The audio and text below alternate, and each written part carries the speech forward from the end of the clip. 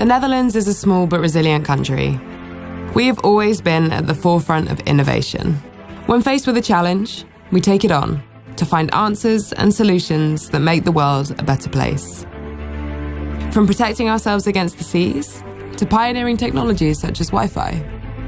Over the last 10, 15 years, we have produced remarkably successful companies within Europe, but even on a global level, it's quite exceptional. And if you then subsequently look at what's going on in Holland right now, I believe the future looks very bright for our country, so a lot to be proud of. Technology may be the key to the future, but it's the people with great ideas that hold the key in their hands. The bright minds, the innovators, and the change makers. These people deserve our support to rise to today's challenges. We need to empower Dutch leaders and provide them with an ecosystem for innovation to ensure the Netherlands stays an innovation leader with a competitive and relevant economy in this rapidly changing world. The Netherlands might look like a small country, but it's very important that we stay ahead of these developments and instead of be the follower. The entrepreneurial spirit that we find in the can-do attitude, the level of ambition in Holland is something I haven't seen in many other countries in Europe. So I think it's time to act, and it's time to act now. We are TechLeap. We empower Dutch leaders with support when it comes to access to capital, talent, markets, and technology. We bridge the gap between where they are and where they want to be. I really believe that TechLeap can make a difference, and that's the reason also why myself and some of my colleagues have decided to spend some of our time really bring our experience to help some companies and some startups scale up in Holland and having the global impact that we've had with our own companies. Together with the ecosystem, we help people with great ideas to reach their maximum potential in the world of today and in the world of tomorrow. TechLeap, empowering Dutch leaders in tech.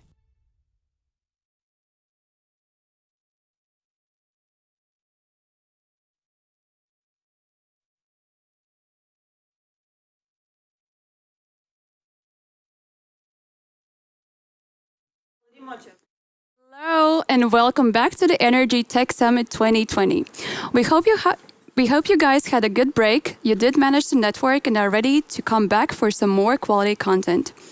It is my pleasure to introduce the very first fireside chat of today with Marco Tellman, the CEO at H2 Pro and a lifelong entrepreneur and learner himself. He is best known as the founder and a former CEO of Viber Platform, which is a patented cross-platform for instant messaging with over 400 million users, and also a ride-sharing platform called Uno.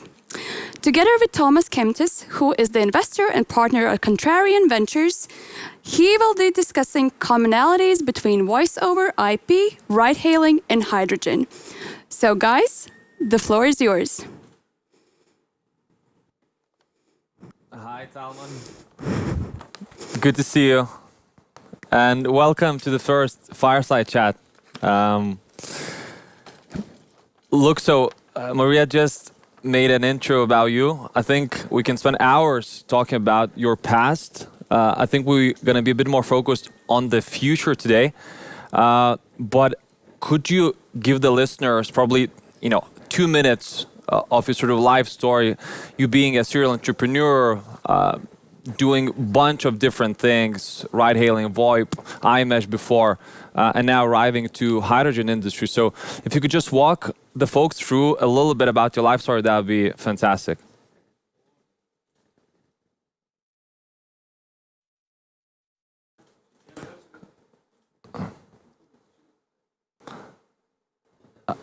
Aš jau nieko negirdžiu, žinokit.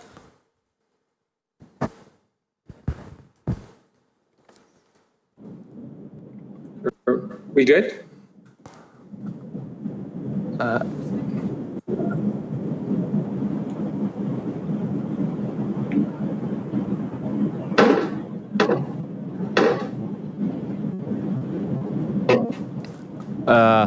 Talman, can you hear us?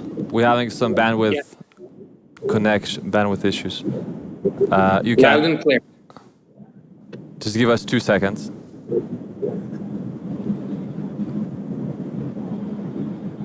Is it, can you say something again? Sorry. Testing 1, 2, 3. Testing Okay, 1, 2, 3. perfect. Yeah. Sorry for that. Do you mind, Talmon, going again about your life story in 60 seconds, if you don't mind? Sure, absolutely. My background is a technical background. One of these guys that had the keyboard when we were like 9 years old as a programmer. I started a company called iMesh some 20 years ago, a file sharing company. That company evolved into an advertising network. We raised $400,000 in that company and returned to our investors several hundred million. And then from that, we built Viber, which we were fortunate enough not to have to raise capital. And after sold that to Rakuten for $900 million, then started Juno, a ride-sharing service. Sold that a couple years later to Get. And then after Juno, the same group with which I started all these companies, decided to get involved in things which made the world better. And H2 Pro is our first company that does that.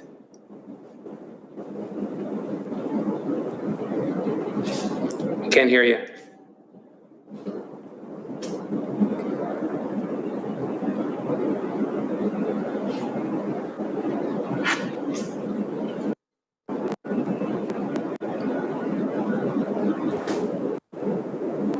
No, now I get some audio.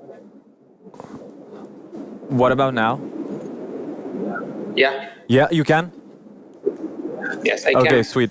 As I was saying, obviously, VoIP ride hailing, hydrogen, not a sort of super clear path that the guys would take. Is there something about hydrogen specifically in the clean tech or green energy industry that sort of kept your interest, or you were looking more at sort of impact, sustainability things that you could go and do, and you were sort of doing some sort of bottom-up analysis or something about the industry, and you decided that hydrogen is the most important piece of that whole industry? Well, I've always been an environmentalist. I remember as a 12-year-old kid volunteering to Greenpeace.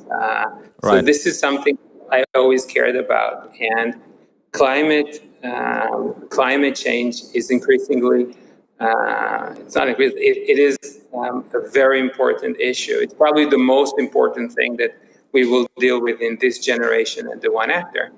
And we, as a group, are looking for something that can move the needle. There are many things that you can do related to climate change, but we were looking for something big. And if we could make hydrogen accessible, if we could advance hydrogen by 20 years, have it available in 2 years at scale and which means in an inexpensive way, then we can significantly accelerate progress towards a carbon-free planet. Right. Before we dig into H2 Pro, you mentioned a few times the group of people. Can you tell us a bit more about them, who they are, and how do you guys work together? How do you seed businesses? So there's 5 of us. We got connected in very eclectic ways, and just sort of started working together over the years. We've known each other for 20 odd years. And we are all coming from a technical background. Our background is not in chemistry or hydrogen, but I think that whether you start a business in hydrogen or in rideshare or in instant messaging, at the end of the day, first and foremost, these are businesses. And there are things which are the same for all businesses, whether you're starting Microsoft or a pizza shop. Right. Okay, awesome. Look, so I know I also have to disclose to the folks, we are an investor in H2 Pro. We're a very happy investor into H2 Pro. We love working with Talmon and his team. Also, a big benefit is that Talmon and their team is sitting in the sunny Tel Aviv or outside Tel Aviv, so we get to go there.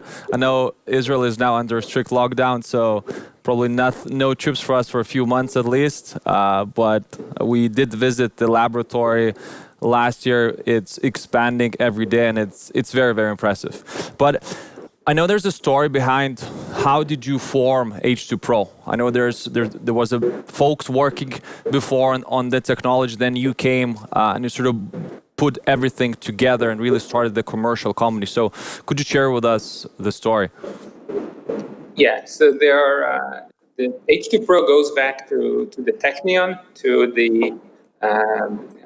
chemical engineering department and material sciences department. So 3 faculty members from these departments started cooperating back in 2012 on the technology that will become the foundation behind H2 Pro.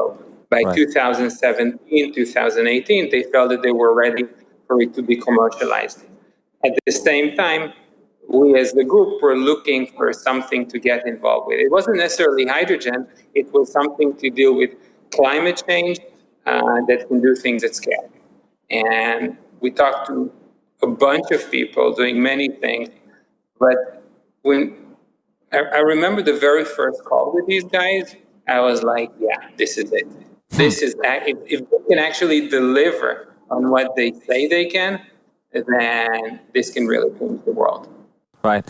So could you then touch what it is? What does H2 Pro do? What is so different about them? You know, the hydrogen, you know, the old electrolysis method's been here for 100+ years. Split water electrolysis, splitting into the parts, but H2 Pro is doing something different, and it's doing something in a clean and efficient way. So if you could talk to us about that, that'd be really interesting. Okay, so electrolysis indeed is about splitting water into hydrogen and oxygen. The cool thing about electrolysis in general, and let's put H2 Pro aside for a second, is that if your source of energy is green, so solar or wind, you split water into hydrogen and oxygen. So far, no CO2 in the generation of electricity, no CO2 in the breaking of water. And then if you burn that hydrogen, you get the energy back and still no CO2. So you have a completely green cycle. The challenge with electrolysis is that it's not efficient, or its efficiency, it's expensive, it's limited by pressure, and you are generating hydrogen and oxygen in the same vessel at the same time. H2 Pro's technology is, if you look at it as the black box, it's like electrolysis. So electricity and water in, hydrogen and oxygen out. But when you look inside, it's very different.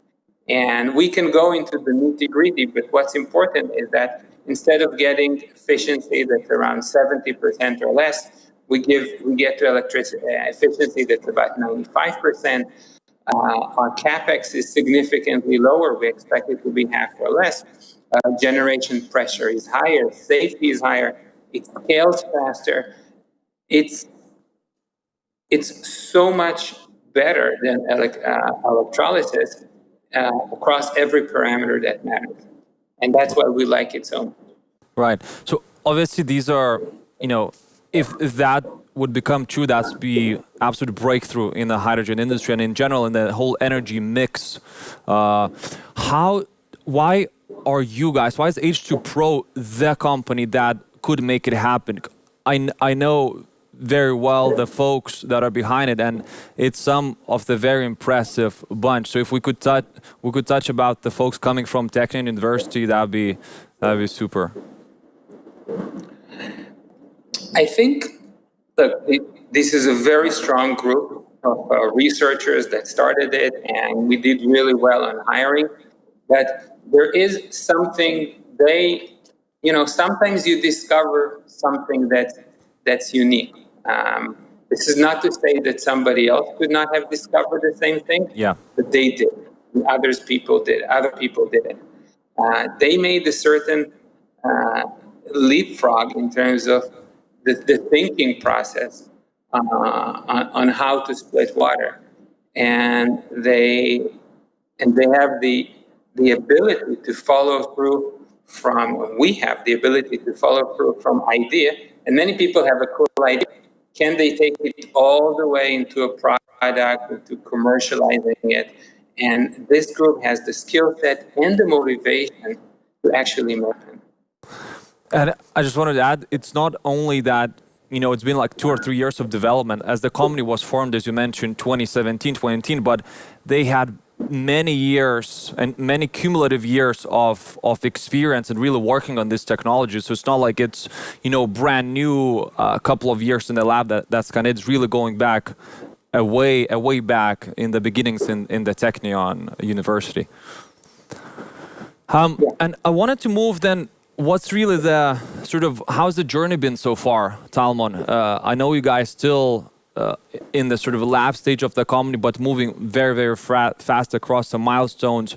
I think the most sort of easiest milestone for the folks not with the technical background to understand is how much of the hydrogen you can produce, that actual clean, efficient hydrogen can produce a day. I know you're not the guy that wants to throw the numbers, sensitive numbers around, but could you talk about where the company stands now and what its plan is in the short term? Where do you guys want to go? Yeah, so we started with the core technology pretty much in a beaker that could produce, and hear that out, 0.0000 kilograms a day, which is somewhere below insignificant and even less. But the numbers added up. And then we scaled it up. So far, we scaled it up by 5,000 into a system that can produce 100 grams a day. By the end of this year, we will be at a kilogram a day and already operating at high pressure at around 50 bars. Mm-hmm. And by the end of 2022, we believe that we will have a system that can produce 500 kilograms a day, or maybe slightly more. And the footprint will be that of a container. And that is, it's not as fast as a software company. Software companies usually go from idea to product under a year. Yeah. But it's not the same kind of speeds that you would normally see in this industry as well. If you look at PEM, for example, it took PEM maybe 60 years to get to a megawatt, in about 4. Right. And that is a testament to the innovation of the company, the urgency, the skill set, but also to the scalability of the core technology. It's that we are smart and motivated, but this is something that lends itself more to scale. Right. So what's the ultimate ideal then business model of H2 Pro that you guys are envisaging to have once you're scaled up and you're ready to go? Okay. The idea is to sell devices that do exactly that, split water. So electricity and water in, hydrogen and oxygen out, starting with the megawatt system. This will be the level, and going into systems that go to 10, 50, 100 megawatts, high scale. If you want to change the world, you can do it with lab level or small devices. You need industry scale. You need deployments in the tens, hundreds of megawatts and gigawatts. And actually, there's a competition now ongoing run by Shell, the Shell New Energy Challenge. And Shell accepted into the scale-up track 170 companies. So far, we made it into the top 5. Which is an amazing achievement in itself. But also, if you look at the other companies, H2 Pro is by far the youngest. It's younger than the company in the startup track, let alone in the scale-up. Yeah. So that scaling and really moving so fast across the stages of the company does come obviously with your experience, having been in business in so many different businesses, but also comes with support from financial or strategic investors. And unlike in the Viber days where you didn't engage with VCs, you funded it from the group of founders and main individual investors. You've been allowing investors to really be a part of the H2 Pro story. So why is it different this time, Talmon? I think that the scale of this company and is such that we are going to need outside help. And also, it's, think about it, most of the investors in the company have been strategic. And so very few pure financial VCs invested in the company. So we look at those fundraisings as a way to generate those initial partnerships. So you look at Hyundai that invested in the company. You look at Sumitomo. You look at Bazan, which is Israel's largest oil refinery. We look at you guys that are not, we don't consider you a pure play financial VC, given that you're owned by a utility. So I think it's important to play those partnerships early on. We are going to need all the help that we can get. Right. Okay. I wanted to now speak about, in broader terms, about the hydrogen industry and really the strategy.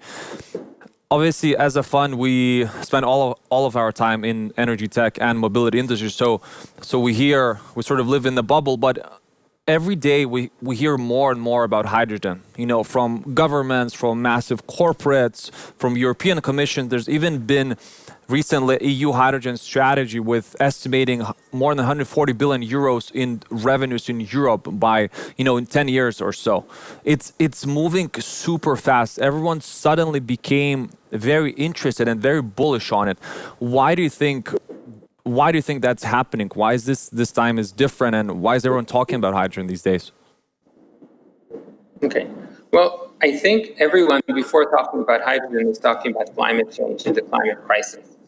And government and the general population has finally realized that, hey, Houston, we have a problem. And once you realize that you have a problem, then you go and look like, okay, how can we solve this problem? What's in the toolbox? So yeah, you can look at nuclear. You can look at nuclear fusion. Maybe you can look at antimatter. You can look at many things that may come in 50, 100, or 1,000 years. But if you want to solve a problem that's today, you need to look at what's in your toolbox today. And in the toolbox that we have today, we have solar and wind as the primary sources of energy. Yes, you have geothermal and a few others, but solar and wind are the key sources of energy. And then you need the way to store energy and to deliver it. And the key technologies that are available to that are batteries and hydrogen. This is it. Yes, you have a few other things, but this is the core. And given that this is the core, we need to invest in everything that's in the toolbox to get to our objective of carbon neutrality. Right. So when do you think the time will come for the hydrogen to clean? Hydrogen is abundant these days, and it's a huge industry already, but it's about to be 10 times bigger or even more. And it's really, the discussion is really more about the clean hydrogen and when it will reach the sort of so-called price parity of about probably $2 per kilogram that the hydrogen is going at today. What do you think is the year that will become much more prevalent? Is it we're talking 2030, 2025, or later? Okay, I think it depends on two things. And a few parameters. It depends on the cost of the renewable. It depends on your capex for the electrolysis system, and it depends on the efficiency.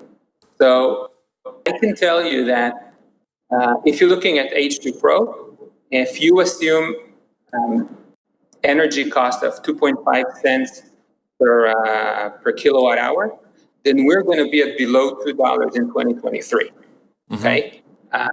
And if you're looking at energy cost around the 1.5 cents, I think that we're going to be at under $1 by 2026, 2027.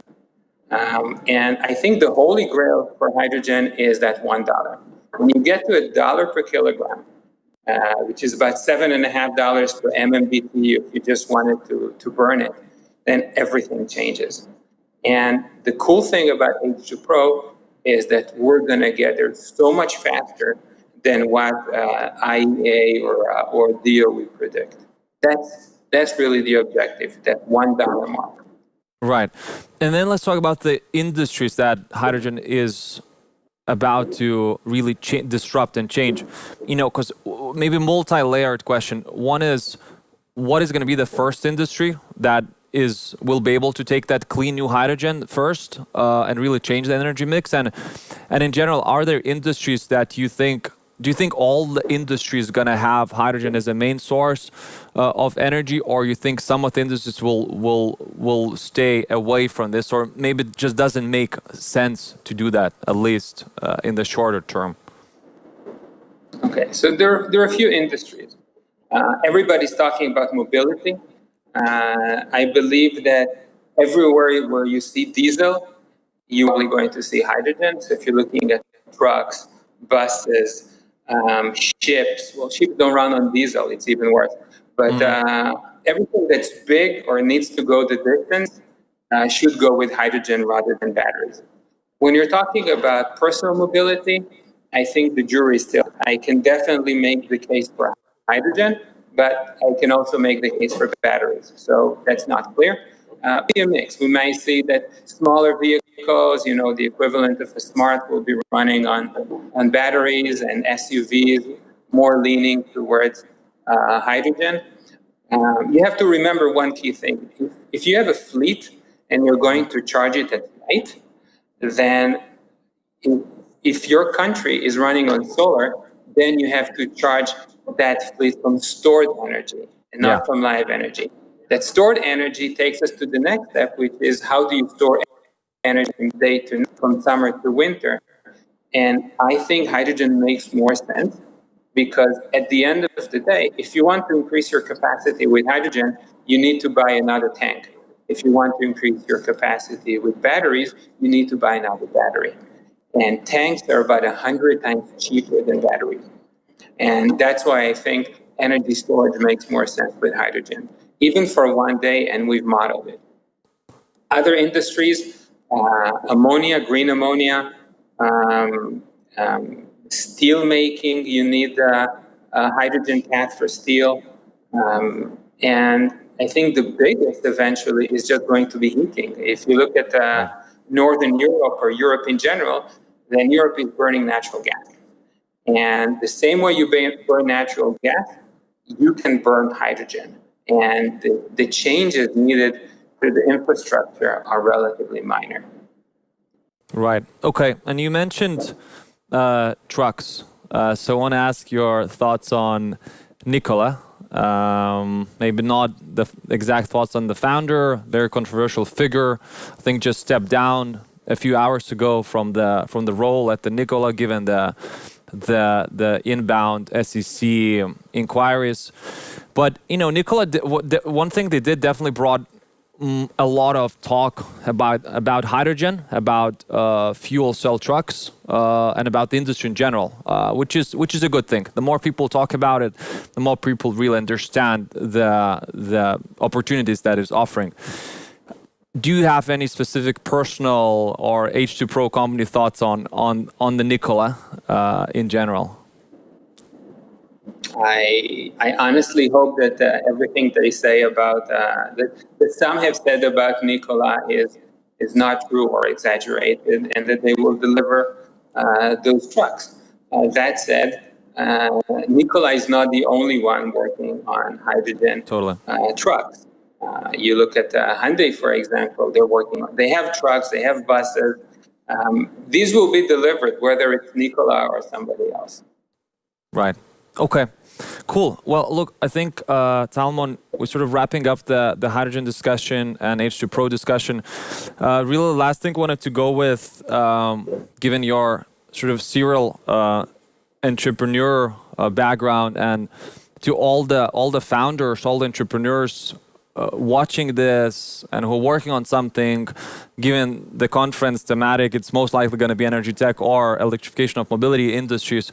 What would be your one or two pieces of advice to them? I think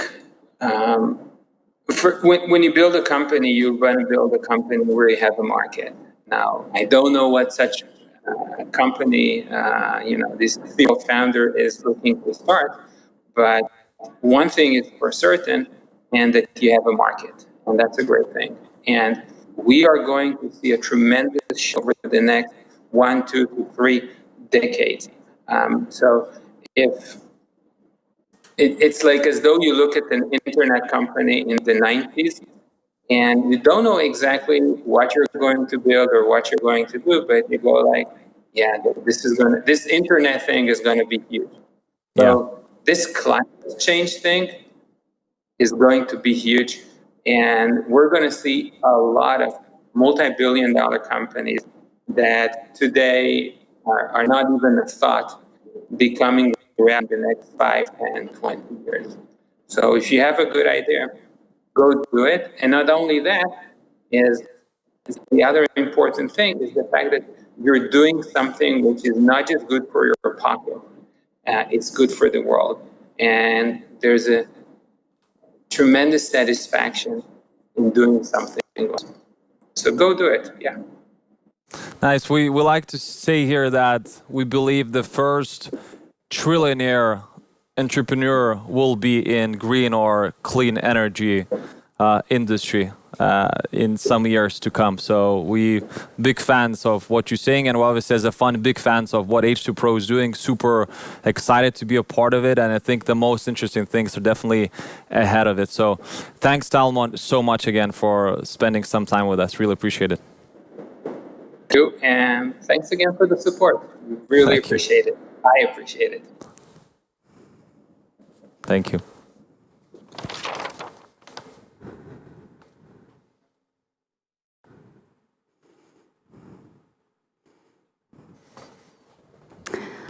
Well, thank you, Thomas and Marco, for your insights. And now let's move on to our next session. So the next session is Ask Me Anything, or in short, AMA, with Contrarian Ventures. We'll be visiting their live booth from the studio to get a bit more insight from both their partners, Rokas and Thomas himself. It is indeed an exclusive opportunity for all of you, our dear attendees, listeners, and viewers, to get a bit of a behind-the-scenes information, and therefore I encourage all of you to ask questions in our live chat. So without any further ado, Rokas, Thomas, the stage is yours. Hi, everyone. So today we had some time to probably to reflect on what we've, as a firm, building. And I think it's not just investing, which is one probably most important piece for us, but also a bigger platform. I think Thomas and myself are big believers of platform, and I think the change, how the venture capital in general is changing. And definitely energy is one of the most probably fragmented markets, especially when we look at Europe. So we want to kind of reflect and give you a bit of a broader overview, so where we're coming from as a firm and one of the hosts of this event, and just walk you through our platform, and then we'll be very happily taking any questions you have. So I hand it over to Thomas to spend more time to talk about what Contrarian Venture stands and what we're up to. Thanks, Rokas. So we'll bounce questions to one another, talk about what we're building, the initiatives we're doing, but please, we'd love to answer any questions you guys have. I'll talk a bit about Contrarian Ventures. The fund was formed in mid-2017 with the first investment in early 2018. So it's been a couple of years in the making in terms of what we're building.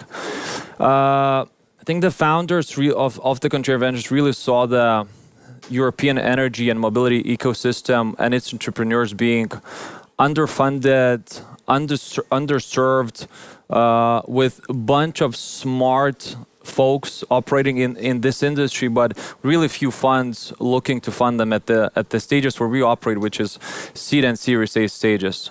So we came to really change that and find those entrepreneurs, find those ideas which are venture backable, which are venture scalable businesses that can really grow and can really have not only financial focus, but very much a sustainability, climate impact focus.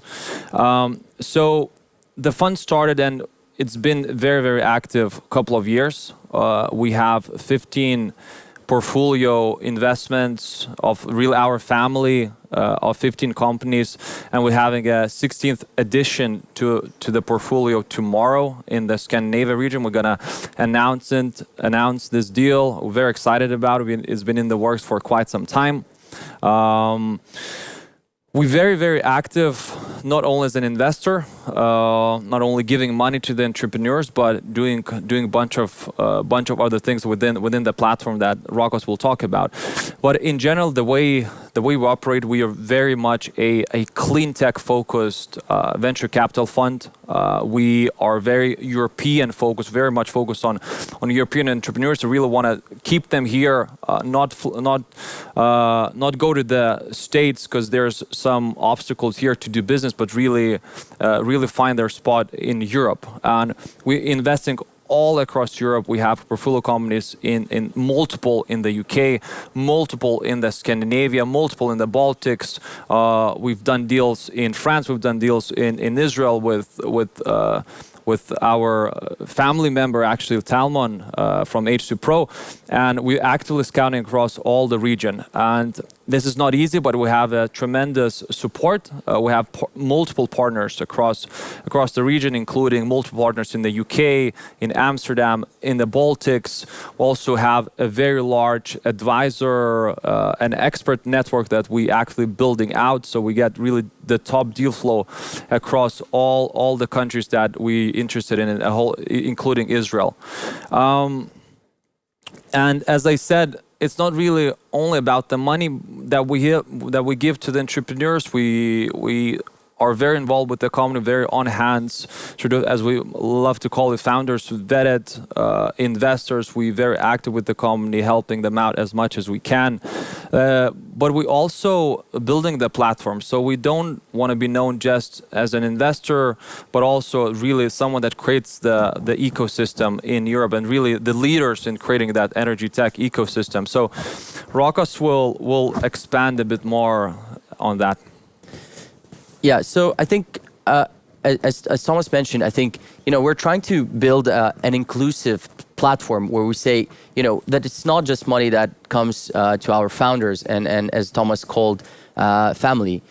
I think Energy Tech Summit was something that was born out of our internal event, which we created for our portfolio companies as well as for our LP, which is Ignitis Group. And we actually grew year by year. And last year, we grew into something like 200 people. And we decided it's either a step back because it was too big for our small team to manage, or it was the road ahead to build something that was more ambitious, something that could become the biggest energy tech event in Europe, or maybe in the future even globally. So we kind of took a stance and bet, and despite the COVID doing this virtually, I think it's even more connected now from all around the world, people being able to join. We put an ambition to make this in the next 5 years the biggest event, definitely in Europe, and maybe we'll see. Maybe this will grow into an event which is focusing exclusively on climate, something like Web Summit, and that's really our ambition as a team. We have obviously a great team, external team that is helping with building and putting this event through, and obviously would not be otherwise capable of doing that as a team without partners. I think from that, we kind of understood that there is a necessity to acknowledge the teams that are building as part of this transition, and so we kind of came up with the idea to create a competition in these, what we call the most important sectors, which the whole thesis of the conference is built around. So that's how the New Energy Challengers was born. And this year we're going to announce that we're going to be renaming Energy Tech Challengers. And this is actually part of the platform where we go and acknowledge these entrepreneurs working in these very complex subjects. Aside from that, through COVID, we realized that the conference got postponed to September. Therefore, we said, okay, so what do we do now? What's the most pressing issue that, startups and investors are facing? And reality was actually it's information about each other. And the NEC acted as sort of a platform to acknowledge these entrepreneurs, But then we said, okay, we need to do something about it. Obviously, virtual and COVID kind of infused the thing that people start saying, okay, virtual is actually fine. We don't need to meet and we can be more efficient. So what we did, we kind of spoke with Thomas and we said, what can we do? And we have this sort of a slogan. We say, let's talk energy and let's talk mobility. And therefore, we started off this virtual one-on-one discussion with investors. And Thomas can maybe touch a bit on that as well. Absolutely. So it's been highly successful, highly interesting to do this. We've done already 17 talks with leading fund managers investing in climate, investing in real electrons all over the world, including senior folks at Breakthrough Energy Ventures, Bill Gates backed VC firm, SCT Ventures, our partners in Amsterdam, including Invent Capital and many other funds. So the folks and I highly encourage to join the Energy Tech Network platform, will be able to see all of that footage, all of that fantastic content, which is more than 17 hours. And we'll keep on adding more stuff, talking to these guys that really helps, even if you're corporate or entrepreneur or startup looking for funding, really helps you understand a couple of things, which is the VC industry, how it works. And in 10 simple questions which are standardized across all the sessions, where each session is literally in the same framework where people can understand, what that fund is exclusively focusing on. Exactly, what it's looking for, what kind of people at what type of stages of their companies should go there or should not go there, and so on. So it's extremely helpful material. But Energy Tech Network in general is poised to be a much larger platform. Is it really for people to go here and find all the right contacts and network that they need to really increase the chances of either getting funded, finding the right partners, finding the right corporate partners, or just really exchanging some ideas and maybe potentially even finding some of the other founders of their startup they're building to really join the team and grow their company together. So we're super excited about it. It's really just the beginning. What we're starting to do with it. Another thing we're doing is what we launched in January this year is a Buy Fossil Fuels newsletter with a very stark name. Maybe Rokas, you want to brief the folks what it is? Yeah, I think we kind of said, what this transition is always surrounded by kind of two words, either climate or fossil fuels. And, we said we need to make this something different. Like, this shouldn't be just a newsletter talking about ourselves, so what we did last month. So we took a bit of a different approach. We do obviously a lot of research, both top down and bottom up, as part of the fund investment team. And we said, it would be really unfair to not share this with the broader community. So therefore, we launched this newsletter where each month we come with kind of new content, specifically focused in one sub-industry, whether that's battery, hydrogen, e-mobility, and really put out these nice maps to understand for people not necessarily that are starting to get involved in this community and how to navigate it. And really with the name, I think it was something that we always said, what's the best thing to encompass fossil fuels? And we came up with this funny little friendly or not friendly, I don't know how you look at a dinosaur, which is being hit by a comet. So it really encompasses, I think how we want to think about this. This should be a very in a way engaging content involving more people. And I think from us as a firm, you will see more and more, I think what we call straight talker type of approach to this sector. And we really want to be trying to navigate it in a way that we engage more people, and maybe especially from a younger people who are just starting up in this sector, that energy has been always perceived as a very old school business. When you think of oil, it's a rig platform that comes in your mind in the middle of the ocean or sea, and with muscular men trying to get oil out of the ground. But that should not be the case. I think we need more entrepreneurs working on these very challenging and complex problems. And I think these entrepreneurs have to come more from a software background rather than a hardware background. And we really believe that this clean tech 2.0, as they call it, is really going to be enabled by these, new kids on the block trying to really redefine and rewrite the rules of this game. So I think this is sort of one of the engagement platforms to kind of get connected to us, to understand what we're working on, how we're seeing things, and learn more about ourselves as a firm and also the partnership and our team that is involved doing that. And just a few things to add, as Rokos mentioned, sort of the straight talker approach, or equivalent no bullshit approach. Really, really important to us. We really want to push it even more as we grow as a fund and as a platform, where we get sort of more muscles to really do it and more reach. There's been, everyone's talking about sustainability these days, but there's such a high percentage of that is really greenwashing, and it's just people coding everything in such a nice way and not really taking action. So we're actually doing a large rebranding now of our really fund and the platform, and we'll have some announcements coming in soon, and it will really show off what we believe and the approaches that we think should be taken in this industry.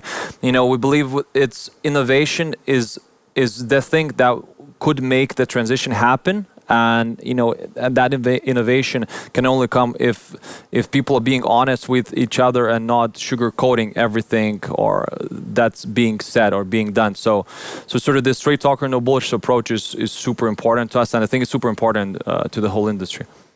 I think one last topic that I want to touch, and this is going to be a teaser with this AMA session, and we're going to release more news on Friday as we approach the New Energy Challengers finals. But we also said, there's a bunch of awards and competitions, but in reality, investors have been struggling the most, and I'm saying not from a perspective of a hard work balance or that it's really a hard space to navigate, but in reality, clean tech has not been just in the block around for 2 years. It's been since 2000, and the first clean tech 1.0, as people call it, was rather unsuccessful. And there's some funds that have been there around for over 20 years.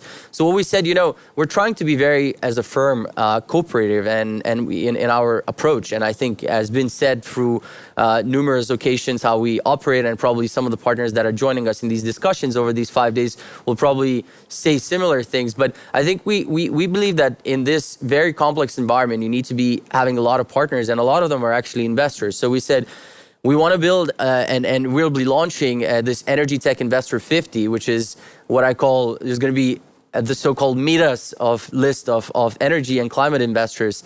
And we want to do a short event to also acknowledge that those people that are really succeeding in this sector and putting the steps to even ourselves being able to raise next funds and making the sector more out there. And I think with the recent new funds coming to the market, it seems that the timing is really right. And we really want to acknowledge both sides of the table. With the new energy challengers, we want to really fund entrepreneurs, and also the same ways goes with the investors, building a more inclusive community in the investors and not being that one kid that just wants to lead round and not, involved and kick out the rest. And I think Europe needs this more cooperative mentality. And I think we really stand by this as a forefront and really want to show this by this initiative.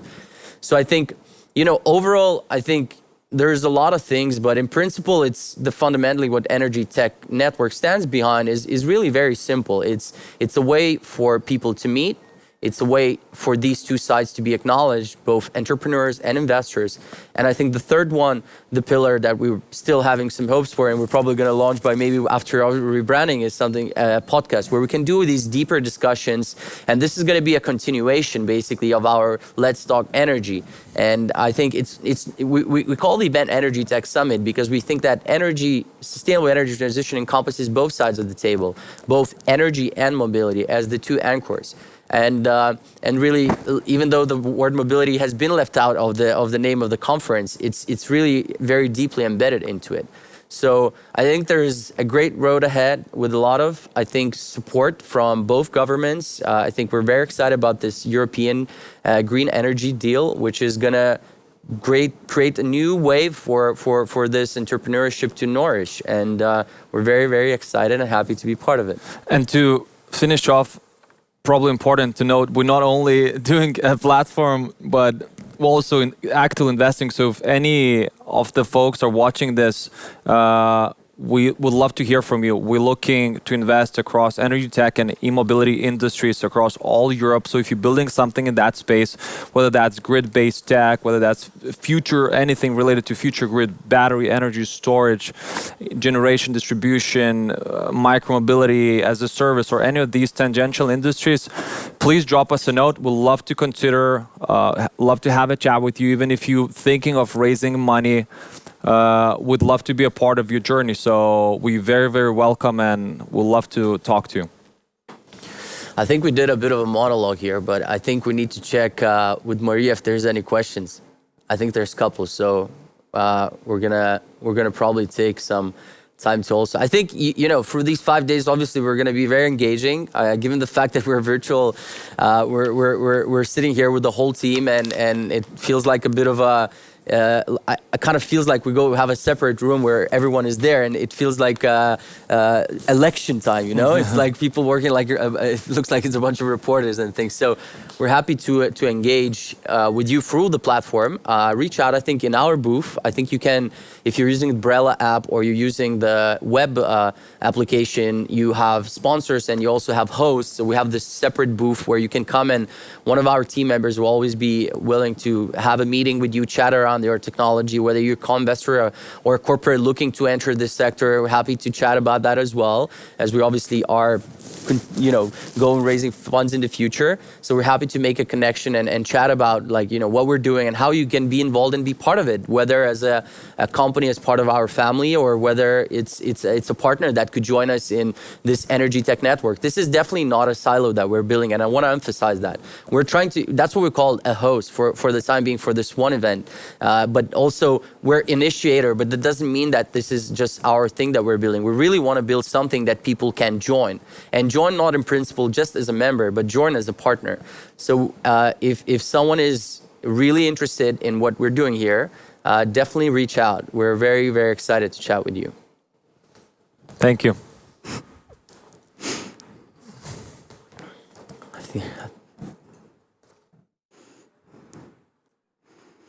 Thank you, Marco and Thomas. Well, from my perspective, as I'm one of the ecosystem builders myself here in the Baltics in the technology sector, I think what those guys at Contrarian Ventures are doing is a really great thing. And I believe that every and each ecosystem participant / player should be involved in building this. So great for Contrarian Ventures, definitely. So, as there were no live questions left for the guys, I encourage you to book one-on-one meetings with each of them. But now, let's move forward as I'm going to introduce our next keynote speaker. So, our next keynote speaker is a Deputy Head of the Research and Innovation Unit at Directorate General for Energy of the European Commission. He is an expert on nuclear energy, energy research, and smart grids. To hear more about what European Green Deal is and what is energy innovation, please allow me to welcome our dear guest, Mark van Stiffot. Mark, are you here with us today? Thank you, everybody, and welcome at the Energy Tech Summit, and thank you for inviting me. I am very honored to speak, and I think you have managed to make a very, very interesting program. I hope I can contribute something interesting to what you are discussing today. I think it's very timely, this conference, and I'm very happy that you go ahead, even if the times are difficult, and it's difficult to organize events like this, but I'm very impressed by how you've managed to put together such an interesting event, and so I hope I can contribute to that. And I would like to talk a bit about the Green Deal and how that is shaping Europe's future, and what we are doing about the Green Deal currently, and how that is also very important for energy innovation. And I just start here with two quotes from both our president and our vice president, which I think show very clearly that the Green Deal is really a transformative project for the EU. It's not just about reaching climate neutrality. It's also about being a sustainable continent, a healthy planet, and contributing to the well-being of the people. And so also creating jobs, a good working environment for people in an inclusive way. And the Green Deal will have consequences on the economy and on some sectors that we also need to address to make sure that we keep everybody on board. I think this is very, very important. Here is a overview of everything that is linked to the Green Deal, and I'm not going to talk through all of these things because that is really, that would alone could take me a few hours. But I think the main point here of this slide is to show that the Green Deal is a lot more than just energy or just battling climate change. It's really a transformative policy that, of course, has to achieve climate neutrality in 2050, but it's also about mobilizing the industry for a clean and circular economy. It's about buildings, it's about a healthy, environmentally friendly food system, a shift in mobility. So all these things are linked. And in the Commission, we want to address all of those things in the coming years. And I think it's important also there to mention the energy or the climate target plan that our president presented last week to the Parliament when she gave the State of the Union speech, saying that if we want to become climate neutral in 2050, and if we want to make use of the opportunities that are there now and avoid stranded investments in industries that will lock us into, let's say, unsustainable activities for many years to come, we need to step up our ambition now. So we need to increase our target for 2030 to 55% CO2 emission reduction, because the current 40% is just making it a bit too vulnerable, because it means that let's say a lot of the reduction in CO2 emissions will need to happen between 2040 and 2050. So that is really a risky bet, and we would like to make sure that we already step up our efforts now. And at a time when there is a huge need for public investment, also because of the recovery, this is also an opportunity to step those efforts up. And so I think that is one of the core issues around stepping up our ambition for CO2 emission reduction. This will have consequences on what we do on renewables and energy efficiency. And this is also something that we think is very feasible. And if we look at what member states are already planning to do now, we would already achieve much more than 40% CO2 emission reduction by 2030. But I'll get to that in a bit.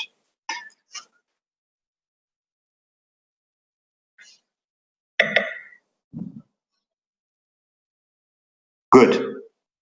So here are the main elements of why we need to get to 2050. And I think everybody knows the Paris Agreement that was ratified in October 2016. That means that we need to reach climate neutrality by 2050, and the EU wants to be the first continent that achieves climate neutrality, because we think that is also an economic model and that can help us in the global markets. So we worked on the long-term strategy for 2050, looking at different scenarios. And as I said, having looked at those scenarios and to make them more gradual, we have proposed to increase the targets for 2030. We're not starting from scratch, because we already have the Clean Energy Package that was adopted 2 years ago that sets the legislative framework for the clean energy transition. And I'll get to that in a second. Here, I think we have a few key elements of the European Green Deal. I think I mentioned most of them. It's not just about climate neutrality, it's also about sustainability. It's about a just transition. And it's very much aligned with also what the UN wants to achieve for 2030. So we think that all these things make together a really consistent set of policies that can drive the change in the way we use and produce and consume energy. And then I mentioned this already, of course, the times compared to, let's say, January have changed drastically. The COVID-19 crisis has hit hard around the world, really a challenge to the economy. the EU has stepped up with support for the different countries with a package of 750 billion euros, loans and grants. And out of those, we want to make sure that 300 billion is spent on climate action. So we want to make sure that we use this budget and this additional funds to also transform the economy. And there are, in the area of energy, then a few priority investment areas, in particular the renovation wave, so renovating buildings, because buildings and heat and cooling consumption account for more than 40% of the energy consumption. So that is a crucial sector if we want to transform the way we consume energy. Then, of course, the way we produce it. So the renewable energy infrastructure needs to build up and build out fast. And for that, we have lined up a range of instruments. It all needs to be connected in one system. And so we look at energy system integration. How can we link the different energy carriers better, and also look at energy carriers of the future, notably hydrogen, and see also how we can invest in the dedicated infrastructure that we have. I'll come back to a few of those elements later. So here, this is just an overview of the different elements that are linked to the Green Deal and what we have done so far, basically, since we started.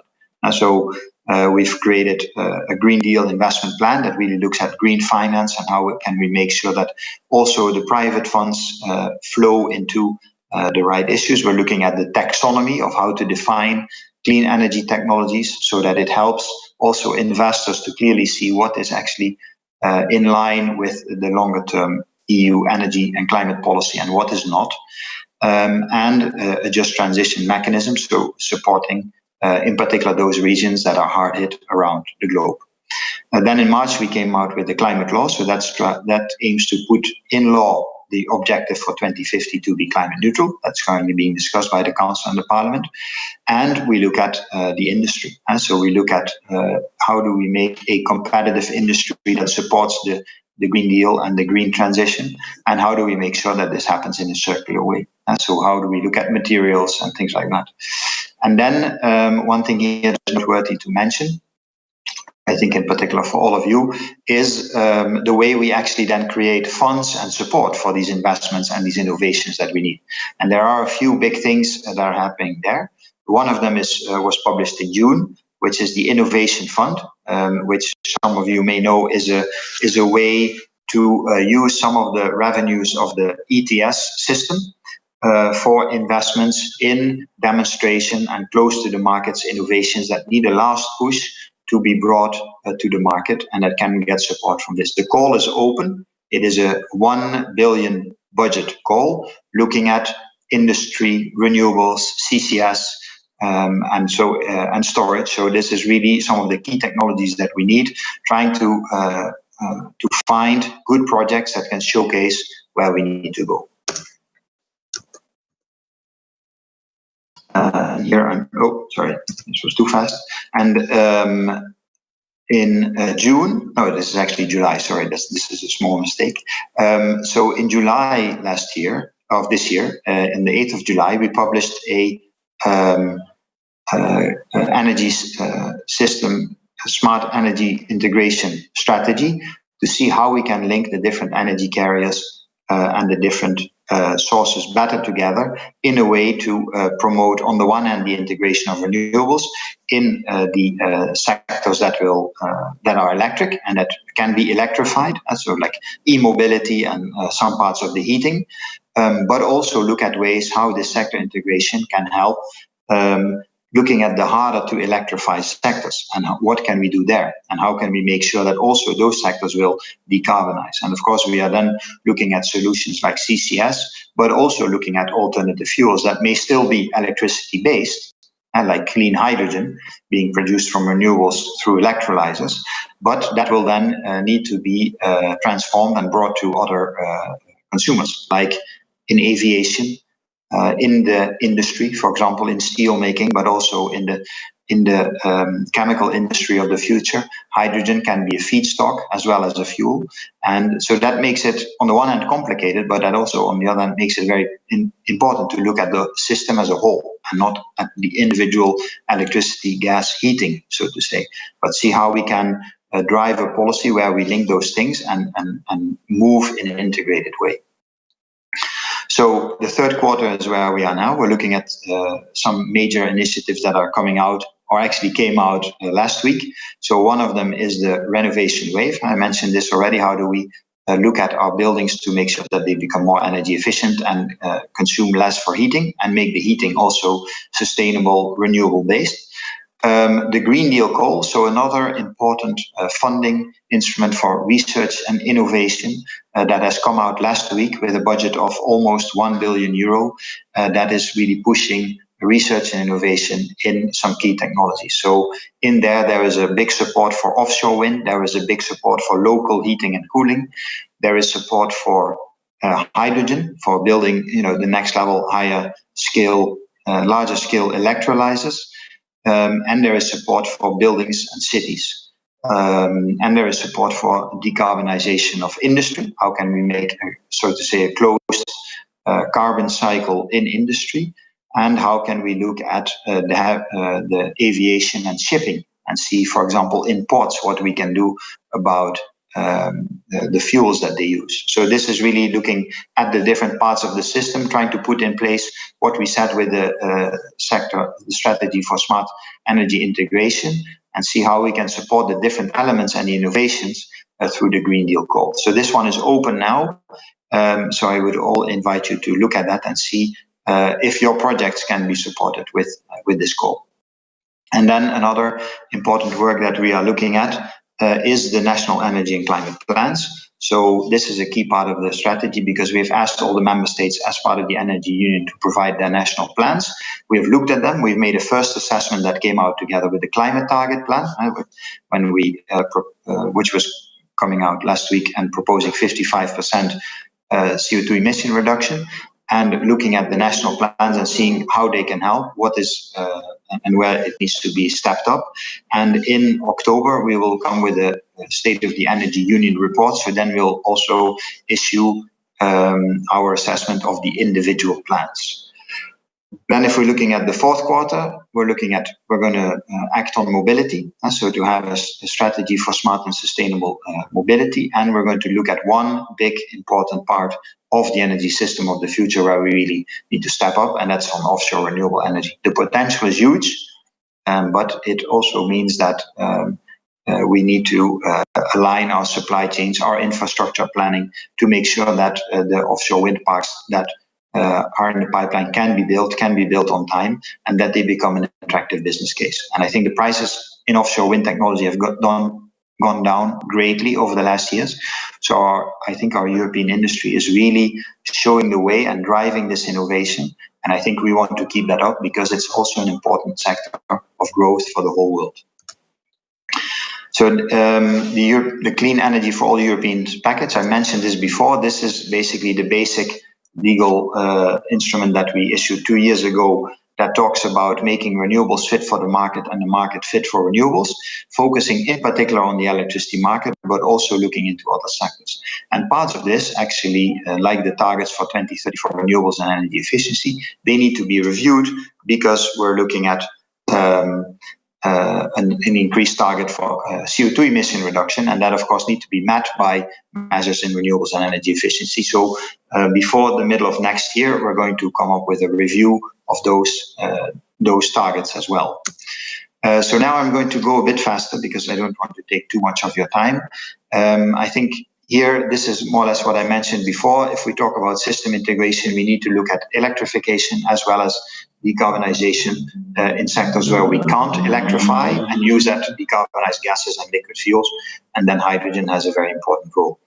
We also need to look at other resources, waste heat, agricultural waste, and we need to look at the link between the central and the decentral parts of the system and make sure that they connect better, because that is also a matter of integrating the system better. The hydrogen strategy, as mentioned, this was part of the energy system integration plan, because we think hydrogen has a key role to play. And by 2030, we would like to, in Europe, have 40 gigawatt of installed electrolyzers that will produce clean hydrogen. And hydrogen can really be a building block. The EU companies and the EU industry is leading the globe in terms of innovations in this area. We are developing the most advanced electrolyzers in the world. And I think this is, from that point of view, very much connecting the Green Deal objectives of driving a new economy, driving a new sector, creating jobs and growth, as well as attacking climate change. And then the renovation wave. So this is not out yet, but is expected for the middle of October. So what can we do to improve the energy efficiency and the energy consumption in public and private buildings? So here I will skip to very quickly. We really want to speed up the renovation rates, because at the moment it's more or less 1% of the buildings are renovated each year. And with that, it takes us 100 years. And that time we simply don't have. So this will look at all the possible instruments. It's not just a matter of setting targets. It's not just a matter of financing. It's also a matter of getting people on board, getting local authorities on board, getting city governments on board to do this. And this really needs to look at all these different elements together. Then last but not least, a quick word on the offshore renewable energy strategy. We need to massively scale up offshore, and that means that we need to look at both an integrated planning offshore, looking at the different ways the seas are being used, and look at the value chains that make us able to deliver on the big offshore investments, as well as on the grid planning and the grid technologies that will need to be there to be able to bring all this electricity to shore. Last but not least, and very much linked to the offshore strategy, but also in the wider sense, we have the Trans-European Network Regulation for Energy, and that has been in place for, I think, close to 10 years now. And of course, with the new requirements on the system, we also need to look at this, and we need to provide much more incentives for innovative technologies, smart grids, hydrogen, for example, to be also help driving those investments in infrastructure. And then I would not want to go in detail through these slides, but just to say that in general, there is an R&I dimension to all of these things. And we do that through Horizon Europe, through the Innovation Fund, through Horizon 2020, the Green Deal call. We're currently working on the work program for Horizon Europe for the next years. And those things together will really drive the innovations. We do that together with the member states. Because they, of course, have lots of funding and we have lots of funding. I think on overall, the public investments in Europe in research and innovation are 1/3 of the total investments. And out of that, the Commission, the EU budgets are 1/5 compared to the member states managing 80%. So aligning those different interests and aligning those different research agenda is kind of the core focus of the SET plan.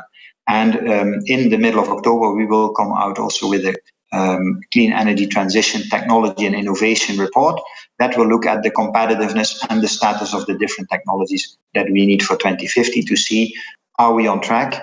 Are we competitive in those sectors? What is the global market outlook, and what can we do to really drive the innovations and therefore the competitiveness of our industry? And just one small thing that I wanted to mention, but this is, I think, the last slide that I have, is about the particular emphasis on grids and the focus that we put in many of our projects in smartening the grid, not just electricity, but also the link between electricity, heat, storage, etc., and looking at the different different dimensions of it, the digitalization of the grid. This is really together an investment program to make the grids ready for the future. So that means they need to be much more digital. They need to interact much more in a market-based way with all the assets that are connected to the grid to allow and provide for the flexibility that is needed to integrate more renewables. I think that in the EU, we are doing very, very well in terms of reducing the curtailment of the network by making use of the flexibility in demand and in supply. And we're really on our way to set up a very thriving, smart, flexibility market, but we're not there yet. And with these projects, we try to incentivize the network operators, the suppliers, to work together to develop this market. And so this is one of the big initiatives that we have here, where we bring all these projects together. As you can see, it's almost 500 million euro funding over 7 years many countries, many organizations working together to develop this common view on the grid of the future. And that's it. Sorry for taking a bit too much of your time, but I hope this was interesting and contributes to the extremely interesting, relevant and timely conference that you're having. Thank you very much. Thank you so much, Mark, for this very exciting peek into the energy field in Europe. I, for one, definitely can't wait for all these innovations to take place and being implemented in the next few decades. As for what's next, we're actually moving to another short break of 15 minutes because obviously by now you have already gotten the fact that we want for you guys to network. So use this time wisely and we'll be coming back soon.